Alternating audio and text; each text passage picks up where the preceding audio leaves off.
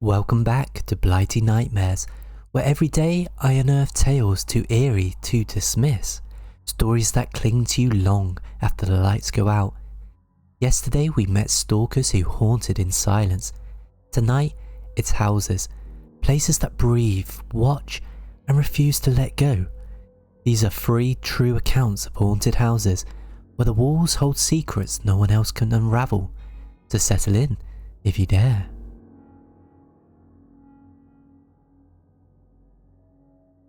This first tale drags us to Dartmoor, England, a desolate sprawl of fog and jagged hills where the wind sounds like it's morning. It was late 2018 and a woman, I'll call her Ellen, fled London for a stone cottage teetering on the moor's edge. It was a crooked thing, ivy strangling the walls, windows warped from centuries of damp, a roof that groaned under every storm. She had left a broken marriage, craved the silence, but the silence didn't last.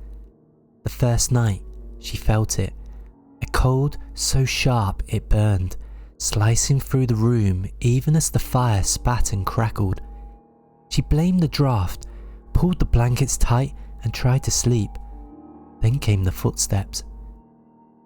They started in the attic, slow, heavy thuds, like boots dragging across bare wood, pacing from one end to the other. Ellen lay still, eyes locked on the ceiling, waiting for it to stop. It didn't, just circled, deliberate, for hours. Dawn broke, and she climbed a rickety chair to check. No hatch, no way up, just sealed beams caked in dust.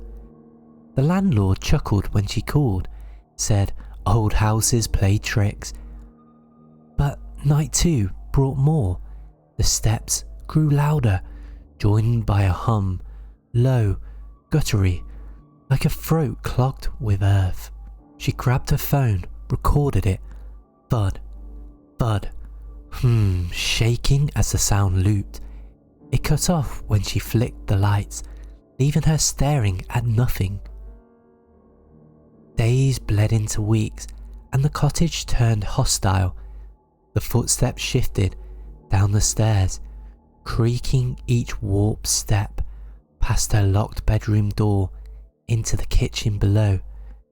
She would hear pots clatter, soft at first, then sharp, like something testing its strength. Mornings revealed chaos, spoons scattered, a kettle tipped over, once a knife balanced on its blade, point up in the sink. She stopped sleeping, started jumping at shadows. One night, she set up a camera in the hall, lens wide, battery charged. At 2:47 a.m, it caught it, a shadow, tall and twisted, sliding across the wall, no body to cast it. The footage trembled as the hum swelled, then silence. She showed the landlord, his face drained, voice dropping as he muttered about a tenant who hanged himself up there, rope still swinging when they found him decades back. Ellen lasted a month. The final night, she woke up to the cold, her breath fogging, the room iced despite the heater. The footsteps didn't pace, they stopped right above her bed. Then a whisper, "Stay," rasped from the dark, inches from her ear. She bolted, tripped over her feet and saw it, a dent in the mattress, sinking slow like someone sat there. She grabbed her bag, fled to the mates in Exeter, never looking back. The landlord wouldn't talk after that, just mailed her deposit with a shaky note, "Don't return." Ellen's safe now, miles away, but she swears the hum follows, faint, persistent, waiting for her to close her eyes.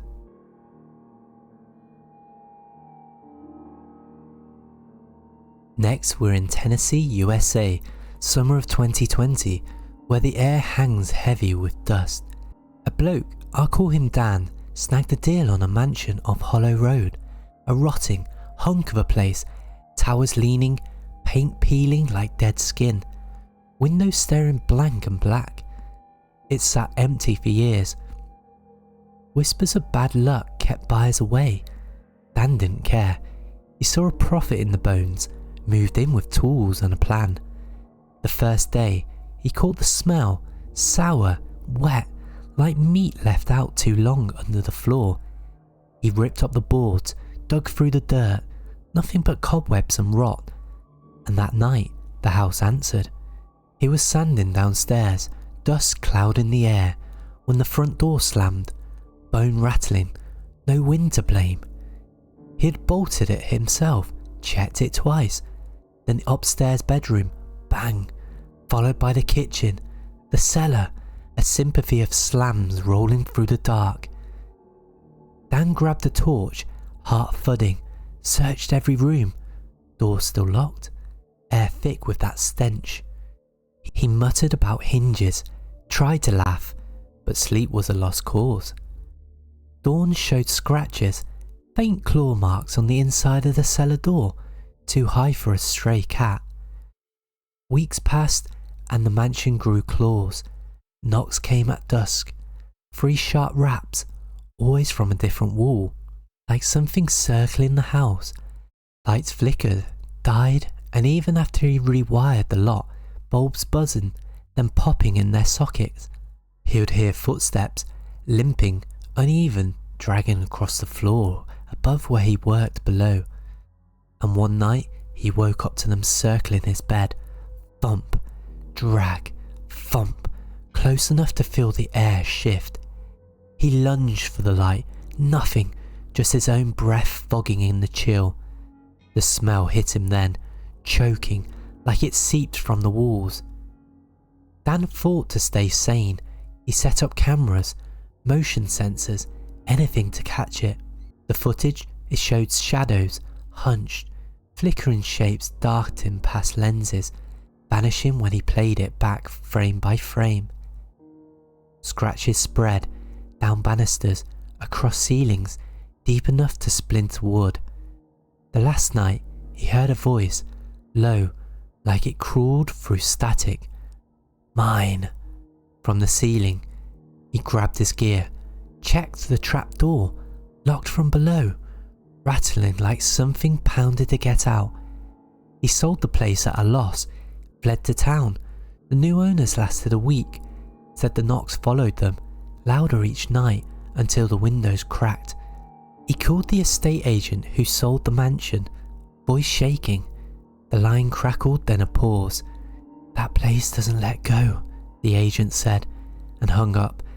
Dan moved away, another town, another flat, further still.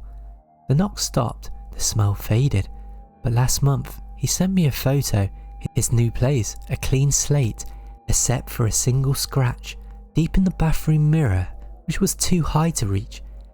He doesn't sleep much now, says he hears limping faint, like it's waiting for him to settle.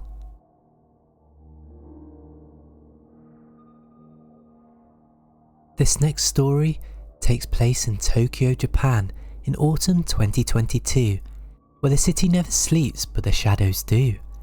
A woman, I'll call her Akira, rented a flat in Shinjuku, a cramped box above a noodle shop, neon bleeding through the blinds. It was a steal, cheaper than the usual apartment, so she signed straight away. The first night, she felt the cold, a jagged patch by the window, sharp enough to frost the glass. She cranked the heater, layered blankets, but it crept along the walls, under the floor, pooling in the corners. Then the voices came. They started as whispers, soft, fractured Japanese, leaking from that cold spot like a radio half-tuned. Akira blamed neighbours, the thin walls, the city's hum, but they grew, night after night, muttering over each other, a chorus of cuckoo, here, hissed in the dark. She'd lie awake, tracing the sounds. It wasn't outside, it was in the room, threading through the air. And one evening, she got home late. Her shoes were lined up by the door, paired neat, toes out. She lived alone, hadn't touched them, and the next day, her keys left on the counter, sat by the sink, glinting under the bulb. A month in, Akira was crumbling. The whispered turned to hums, low, mournful, rattling the floorboards. The cold spot spread, her breath fogged in the kitchen now, the bathroom mirror clouding without steam. She would hear taps, faint, insistent, like fingers on the glass. From the locked balcony no one could reach. One night she woke up to the silence, then a weight, heavy, pressing her chest.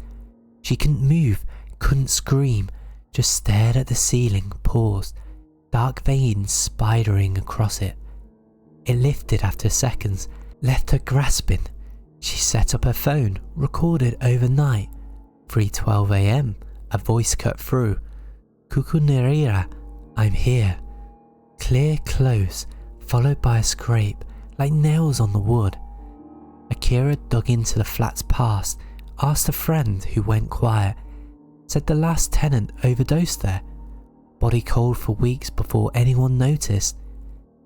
The friend stayed over once, heard the hum, saw the shoes shift, refused to return. And the final night, Akira woke up to the cold, a window wide open, curtains still, a silhouette framed against the neon, human-shaped, too still. She blinked, it was gone, but the hum roared, shaking the walls. She broke the lease, fled to her dorm, left everything behind, and the cold's gone, but she checks mirrors, corners, anywhere a voice might hide. And that's it for tonight. 3 haunting houses that grip tighter than the reasons allow. If you've got a nightmare, ghostly or otherwise, let me know in the comment section below. And this is Blighty Nightmares signing off, but I'll be back tomorrow with more to haunt your dark, so make sure you subscribe